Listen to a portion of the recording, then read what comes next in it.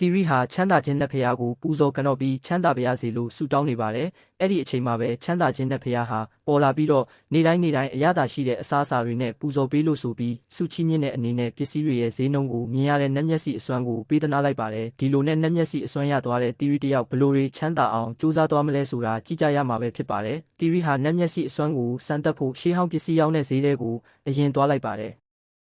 ပစ္စည်းတွေရဲ့တန်မိုးကိုသူ့ရဲ့မျက်လုံးကပြပေးနေတာပေါ့အဲ့အချိန်မှာပဲနှစ်သိန်းတန်နဲ့ကျွေးပန်းအိုးကြီးကိုတီရီတွေ့သွားတာပေါ့ဆိုင်ရှင်ကိုဈေးမေးကြည့်တော့ဆိုင်ရှင်ဟာဒီရှေးဟောင်းပစ္စည်းမှမသိပဲနှစ်သိန်းတန်ကို9000ဆိုပြီးဈေးပြောပါတော့တယ်တီရီကတော့ဆိုင်ရှင်ကိုဘာမှမသိဘူးဆိုပြီးအပျော်ကြီးပျော်သွားတာပေါ့9000ကိုတောင်ဈေးကြီးတယ်ဆိုပြီးထပ်ပြန်ဖို့လုပ်တော့ဆိုင်ရှင်ကြီးကတားလိုက်ပြီးတီရီက900နဲ့ဈေးစစ်လိုက်တာရောင်းပေးဖို့သဘောတူလိုက်ရပါတော့တယ်နှစ်သိန်းတန်ကို900နဲ့ရတာဗျာဘလောက်တန်လဲတီရီဟာကျွေပန်းအိုးကိုရှေးဟောင်းပစ္စည်းဝယ်တဲ့နေရာကြီးကိုတွားရောက်တာပေါ့ဆိုင်ရှင်ကြီးကလည်းဒီပစ္စည်းကတန်မိုးကြီးရှေးဟောင်းပစ္စည်းဆိုပြီးချက်ချင်း2သိန်းနဲ့ဝယ်လိုက်ပါတော့တယ်တီရီဟာနက်မျက်စိအစွမ်းကိုတုံးပြီးတော့900နဲ့ဝယ်ပြီး2သိန်းလောက်အမြတ်ရသွားတော့အပျော်ကြီးပျော်သွားတာပေါ့ပတ်စံရတဲ့အနေနဲ့ကိုစုချဖို့မုန်းဆိုင်ကိုအပြေးသွားတော့တာပေါ့ဟိုဒီလျှောက်ပက်ကြည့်ပြီးတန်မိုးကြီးရှေးဟောင်းမှန်ချီကားတစ်ချက်ကိုတွေ့သွားပါတော့တယ်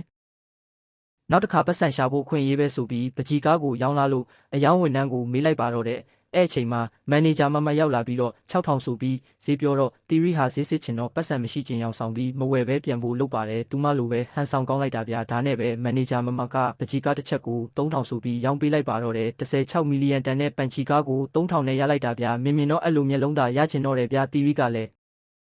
ပကြီးကားတစ်ချက်တည်းယူရင်တမိုးကြီးမှန်းသိသွားမှာဆိုလို့ဦးတူတူအတတပုံစံလေးလုပ်ပြီးပကြီးကား3ချက်ကိုဝယ်ခဲ့ပါတယ်တီရီကတော့အယောင်းဆိုင်ကိုအပြေးသွားတော့တာပေါ့ဆိုင်ရှင်ကတော့တမိုးကြီးပကြီးကားမှန်းသိသွားတော့အကဲဖြတ်ဆရာကြီးတွေကိုဖုံးဆက်ပြီးအကဲဖြတ်ပေးဖို့တွားပြတာပေါ့ပညာရှင်တွေကလည်းအတီးတီးအကဲဖြတ်နေကြတာပေါ့ပညာရှင်တွေကအတုလို့ဝိုင်းပြောနေတဲ့အချိန်မှာပညာရှင်တယောက်ကတိတိချာချာကြည့်လိုက်ပြီး1943ခုနှစ်ကပကြီးကားပဲဆိုပြီးထပ်ပြောလိုက်ပါတယ်အကဲဖြတ်ပညာရှင်ကြီးကတီရီကို